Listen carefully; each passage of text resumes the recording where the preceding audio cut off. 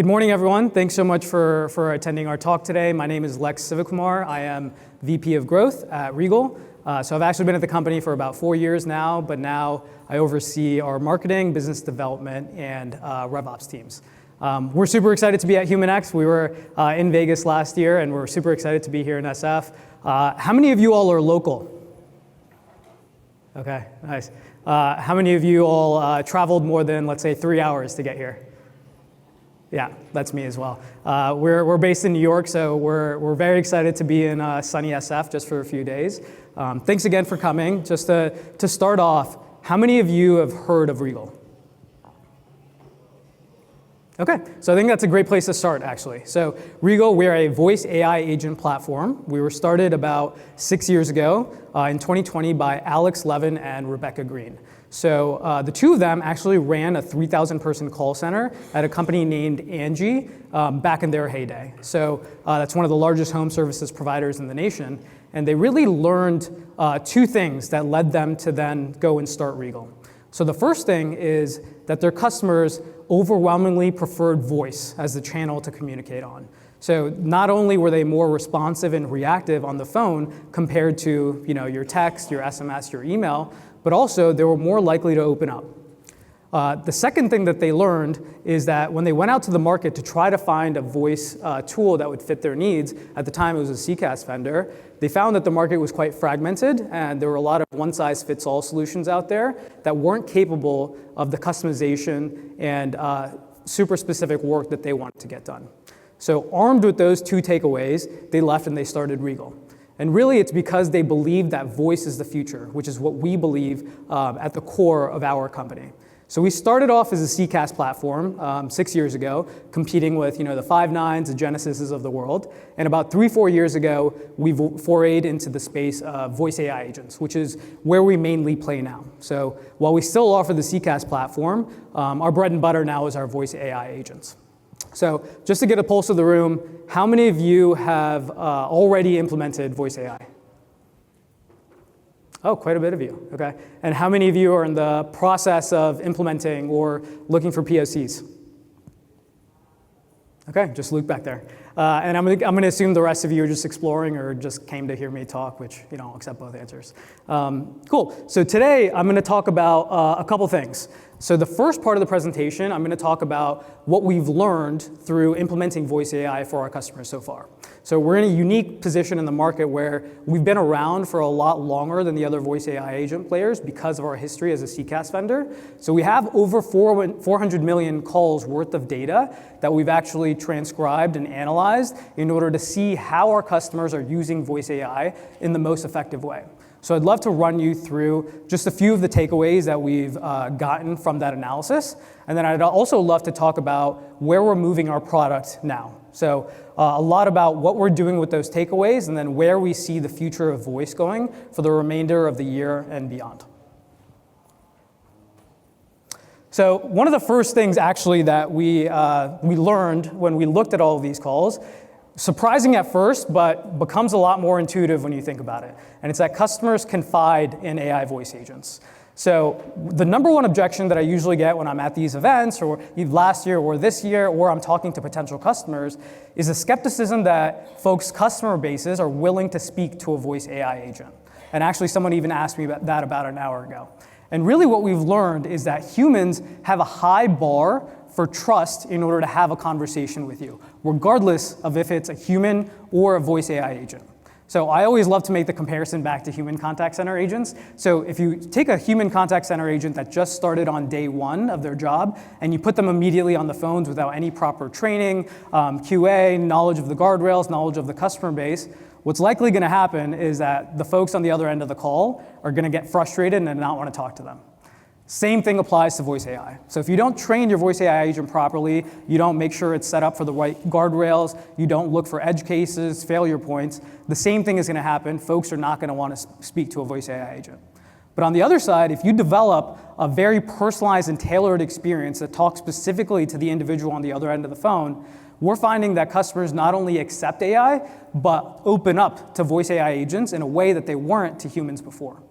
So I'll give you one example on this slide before I move on to another example, but Payment collections is actually a perfect use case here. So it plays a little bit with human psychology, right? So payment collections is a highly sensitive topic. You're talking about someone that's usually probably delinquent on their payments or they need an installment plan, and finances can be quite a touchy topic.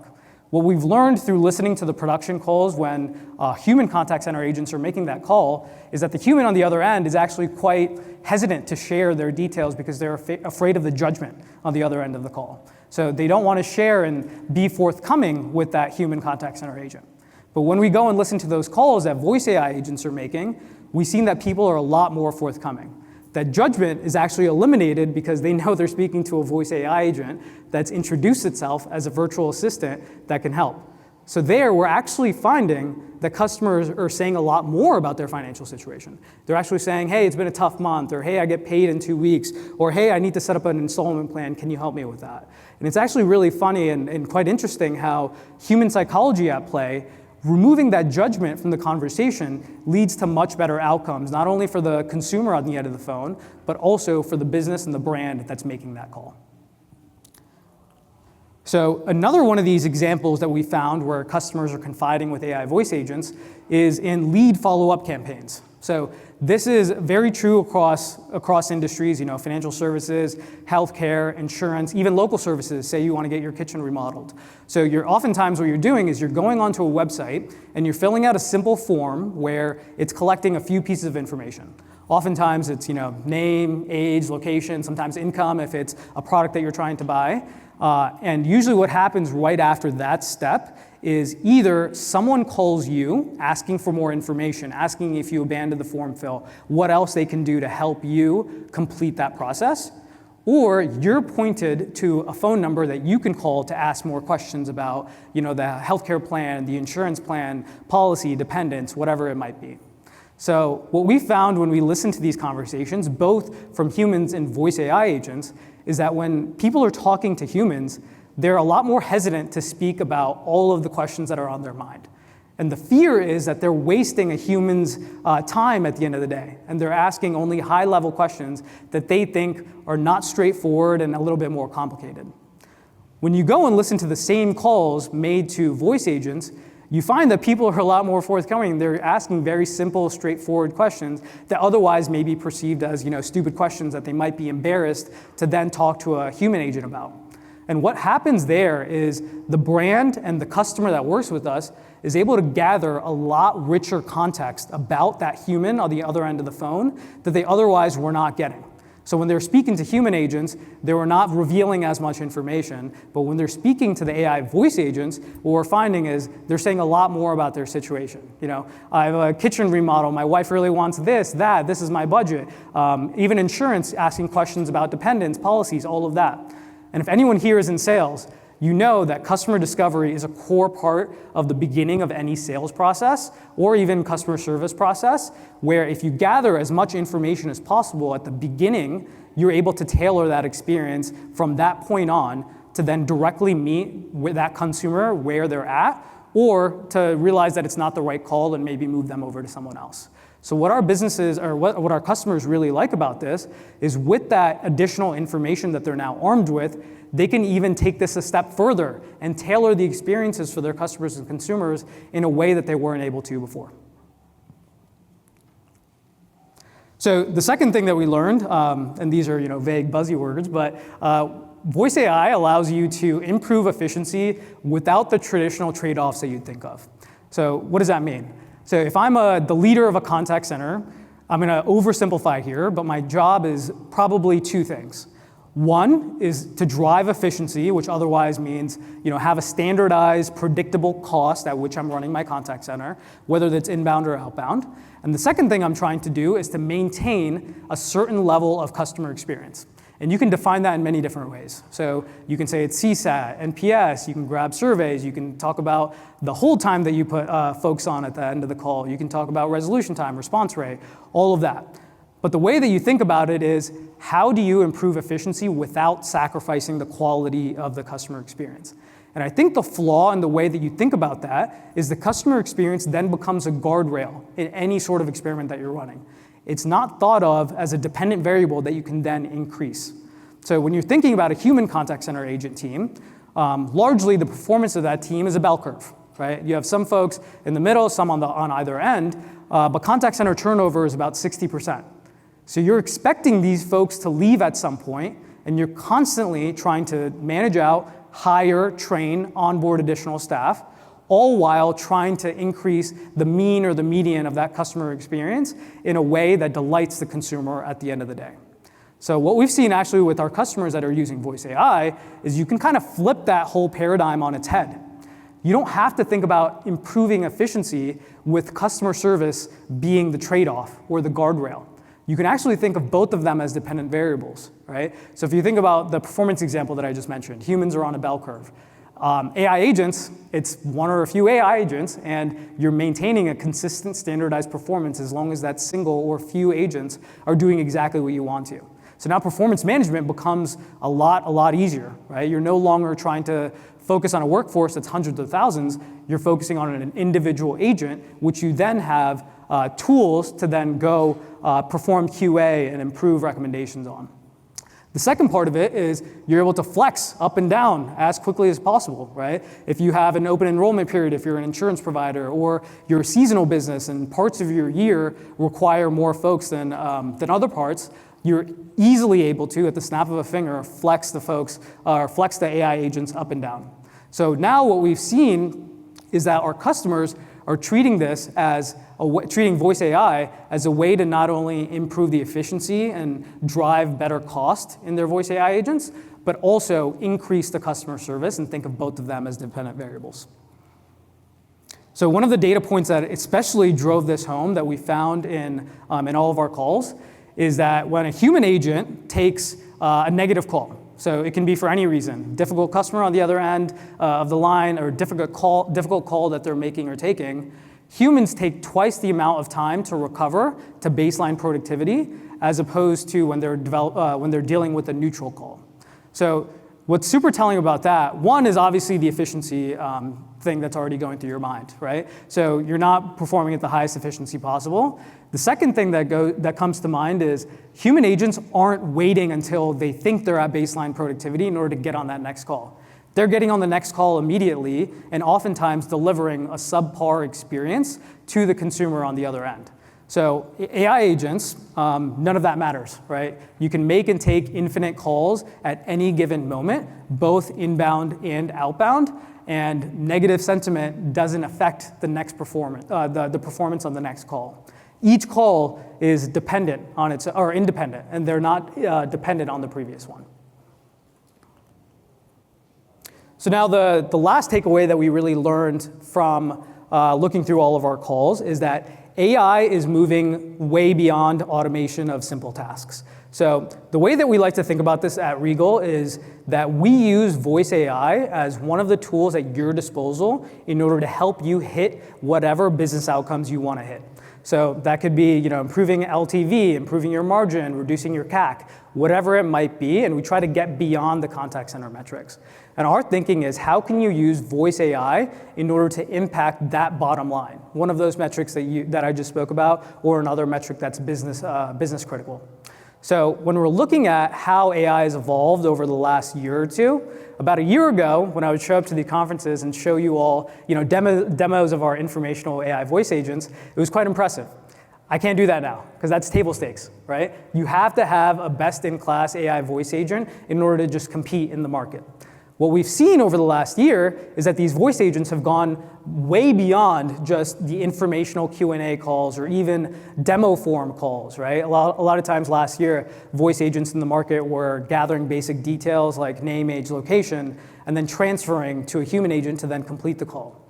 What we're seeing now is that the voice agents are making more and more impact and more headway into the outcome that it's trying to drive. So they're not just owning, the first 10%, 20% of calls. They're now owning outcomes that ladder into those business critical metrics that I was just speaking about. So I'd love to talk about a few examples of this. So we broke down all of the calls that we handle and kind of categorized them into the different categories that you see here. So call transfers, gathering information, but you'll see that there's quite a bit of use cases where it's taking real action and it's owning an outcome, right? So scheduling appointments, booking appointments, which is a lot more complicated than you think it is. Pulling and pushing from a CRM, handing warm transfers to a human where both the human and the AI voice agent are on the line, and the voice agent is saying, hey, I'm talking to Lex. He lives in Brooklyn and he's looking for a kitchen remodel. So all of these, and I expect this to change over the course of the next year, shows that these agents are moving from purely data collection and informational Q&A type bots into decision-making, outcome-owning examples of how you can impact your business. So I'd love to go into depth about a couple cool examples that our customers are using us for that kind of talk about owning that outcome and impacting the business critical metric. So the first one that I'll talk about is on the screen right now. So it's roadside assistance. So right now, if you get stranded on the side of the road, and let's say you have a flat tire or I don't know, your engine doesn't work. I don't have a car, so I don't know what goes wrong with cars. But let's say you're stranded on the side of the road and you're calling AAA, your roadside assistance provider. What usually happens is a human contact center agent picks up the phone. They verify that you are who you are, so they ask you basic details about yourself. Then they ask you your location, where you're stranded right now. And then they find 3 to 5 different service providers, people that can come help you get out of the situation that you're in. Get bids from those folks on how much it's going to cost in order to resolve whatever it is that's going wrong. Connect the two of you, have you accept one of those bids, send the provider out to you, and then process the payment at the end of the day. So all of that process takes about 3 to 4 hours, right? So we've had multiple roadside assistance vendors work with us in order to automate that and reduce that time by half. So really the way that we do it is, the difference is when you're calling inbound as a consumer to a roadside assistance provider, we already verify you based off your inbound number, so we know who you are. We ask you just a couple questions to verify that you truly are who you are. We grab your location, we ping a Maps API, so then the voice agent then automatically figures out who's close by. The voice agent then makes 5 to 10 outbound calls instantaneously, all at the same time, in parallel, to gather information about who's available, what jobs they can handle, and how much it costs for them to handle those jobs. And then as soon as that last call is done, there's an instant call back to you to report back on the results, tell you who are all the people that are available at what price point, at what ETA, and then you can agree upon whoever it is, and then they process the payment, the voice agent processes the payment on the phone with you, and then sends out that service provider. So then that time to serve and time to resolve to get you back on the way, on the highway, dramatically reduces by about 50%. The other example that I'll give you is that's similar but a little bit cooler is labor marketplaces. So we work a ton with labor marketplaces, and it's an optimization problem when you think about it, right? So you have someone, a consumer or a customer on the end of the phone that wants some sort of work or some sort of job done. And then you have a pool of labor that's capable probably of handling many jobs, one of which is the one that the customer wants help with. Both parties have a budget, so a customer has a max that they want to spend. The labor has a minimum that they'll accept for a job. And then it's an optimization problem of trying to figure out who's available at what time, at what price point, in order to get that matched up. And the interesting thing about this optimization problem is that there's negotiation involved, right? So it's not just a min and a max budget. The labor needs to then agree to a price that the agent, the business, is providing, all while hitting some sort of contribution margin for the business in order to make sure it's economically viable. So this is the kind of multi-step, multi-stakeholder interaction that humans were not trusted with, frontline workers were not trusted with because of the risk of overspend, because of the risk of affecting the P&L in a way that's a little bit more negative, right? So we've set up a voice AI agent for multiple labor marketplaces where all of that is automated, and the job matching process is quite similar to the roadside assistance example. But the thing on top of that that's really cool is we've automated the negotiation logic. So we have a voice agent that's speaking directly to labor, to folks that can complete these jobs, and we're randomizing the negotiation logic that we're using because in the previous human example, the labor was actually gaming the system. They figured out exactly how humans were coordinating the negotiation process, and they were always getting the highest prices possible. So what we did was we randomized that logic so that it's as fair as possible for both parties, the customer and the labor, and they make sure that the customer actually hits that contribution margin that we need to hit. So a couple cool examples of how these voice AI agents are moving beyond just taking action and actually owning the outcome. And if you think about both those examples, they're directly related to P&L responsibility, right? So you have multiple stakeholders that are usually handling these calls. Now you have an AI voice agent that quite literally has P&L responsibility, which is really cool that we're seeing. So now, what does this mean for the future, right? So there's 3 takeaways that I just talked about. So the first is that customers are not only accepting AI, but they're opening up with AI. They're actually providing more information to voice AI agents than they would to customers, which makes it a lot better of a sell to a business that wants to implement voice AI agents, because you get that richer customer context up front, and you're able to perform better discovery in order to tailor that customer experience to the way that you want to. The second thing that we're seeing is that you can now think of efficiency without the trade-offs that you traditionally think about in the voice space. So rather than trying to just drive costs down while thinking of customer experience as a guardrail, you can increase both at the same time. So you're no longer thinking of it as an experiment where there's an independent and a dependent variable. They're both dependent variables that you can now increase. And the last thing that we're seeing is that AI voice agents have gone far further than automation very, very quickly. And they're owning all outcomes, and they're owning P&L responsibility at the end of the day, with a couple examples that I just mentioned, which is mind-blowing considering where we were a year ago. So what we've asked ourselves now is, based off of all these insights and takeaways that we have, how do we take advantage of this moment and build for the future? So what I'd love to tease is kind of like our 2026 vision from a product and R&D perspective. So a couple of the things that we're thinking about, and it's 2 main parts of the 2026 vision.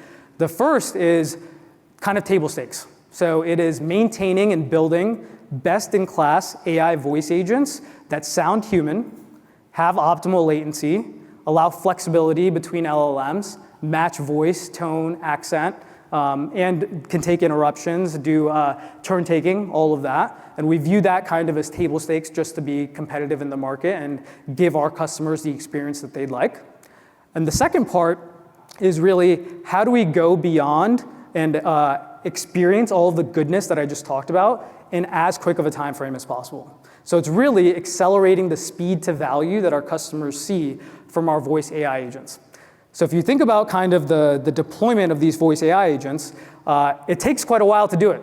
It's the 2 examples that I brought up probably sound complicated to you all, because they are complicated. It takes quite a bit of work to set these up. The deployment process right now, the way that it works at Regal and most of our competitors, is you have a forward deployed engineering team that lives within Regal or whichever vendor it is that you're using.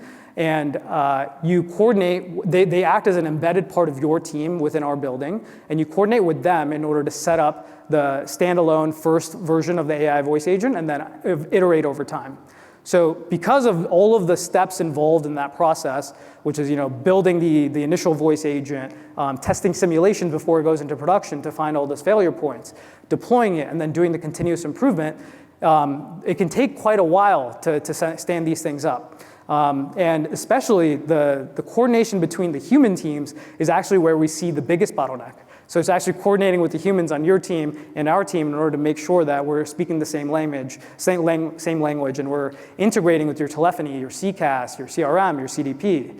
And what we've found now is, or what we're doing now is, we're releasing a new product called Copilot, which is going to be within our AI agent suite, that is going to accelerate that time to value drastically, down from weeks to hours. So if you think about the different parts of the voice AI agent development process, it's largely these 5 steps. So first is to build an agent, which right now requires human time, that prompts back and forth, probably ingests some call scripts that you have, ingests your current state, and then also uses some production calls as examples for how to build that voice agent. The second part is testing all the failure points there through simulations. So we'll take your production calls and then run them through and create simulations that are all fake test data, and see how the voice AI agent responds to those. And then we apply all of those changes and deploy.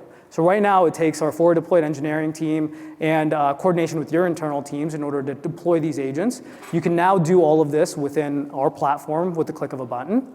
And then the last part, which is actually the most important, which is under 4 and 5 here, is a continuous improvement of these voice AI agents. So not just how do you stand them up and stand up the V1, but how do you move beyond and get those to a place where they're continuously improving. So monitoring all of your production calls and doing solid QA to see where all of the knowledge gaps are.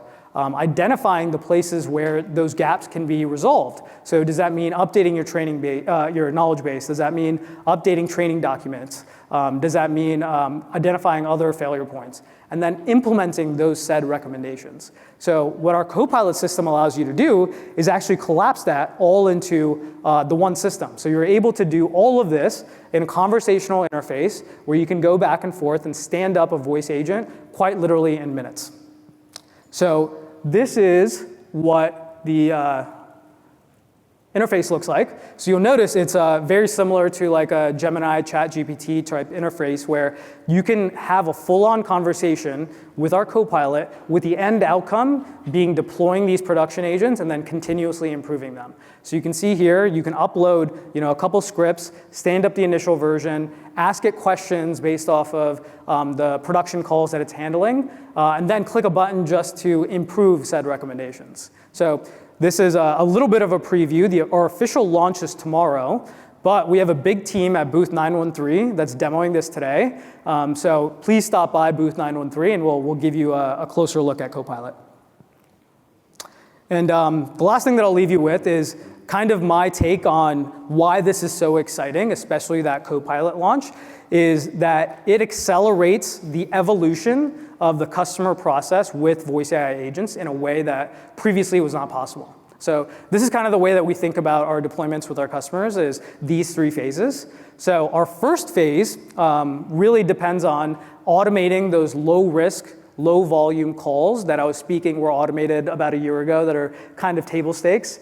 So those are kind of what we do in POCs in order to stand up the minimum version, the MVP of a voice AI agent. The second phase is getting more and more into the space that a human takes on a call in order to get AI to own the outcome that then impacts your business metrics. And then the last part, which I think is actually the most exciting here, is handling use cases that you never handled before. So what conversations are you having in other channels that are not voice that you can now bring to voice because of the cost that's so much lower now and because of where the tech is? And then to take it even a step beyond, what conversations and interactions are you not even having with your customers right now that you can now have because of where voice AI is, both from a cost and tech perspective. And I think what that does is it gets you to think of the art of the possible, right? Humans, what are we good at? Creativity and judgment, really, when it comes down to it, right? So voice AI agents and AI agents in general, they'll definitely get smarter and better over years. But what we are always going to be the best at is creativity and judgment. So now you can use those 2 tools in order to really expand the thinking of what is the art of possible when it comes to using voice AI, again, as a tool to help you reach your business outcomes. And really think about customer experience not as a guardrail, but actually as a dependent variable that you can then improve. So that is all of the content that I had for today. I intentionally left quite a bit of time for questions. So thank you all for coming. I hope this gave you a little bit about our takeaways about our product and then also how we're thinking about evolving in the future. So I'd love to, again, open invitation to all of you to come see a demo of Copilot at our booth 913. But I'd love to take some questions if you all have any.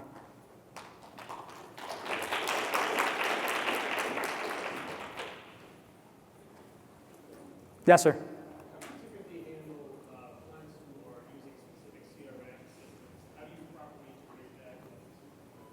There's a lot of API support and constant changes. Yeah. I was actually just talking to Glenn from NICE about that earlier, right before this call. So largely what we say is bring your own systems, or bring your own CCaaS, bring your own CRM, bring your own CDP. That's largely what we say to our customers because it's true. So we integrate with most of the household name brands out there when it comes to any of those systems. But even if you have a homegrown system that's specific to you, we can work with you to integrate it. And usually it's via APIs.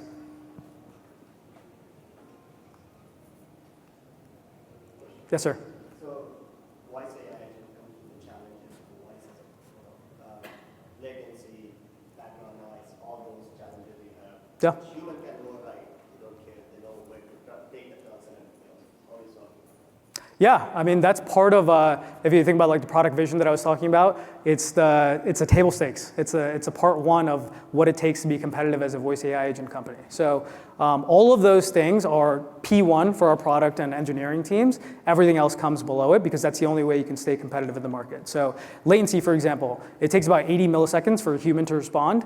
That is what we hold our voice AI agents to as well. So when we're testing and we're doing our product and R&D vision, that is a key metric. That's a leading indicator of whether we're on track or not. Same thing with language variability. So being able to do translations or switch between languages seamlessly, identify tones or accents. That's actually an interesting thing that we came up upon in the last 6 months is different dialects or accents. So a specific example actually is someone said that their name was Jesus, and then the voice agent responded and called them Jesus.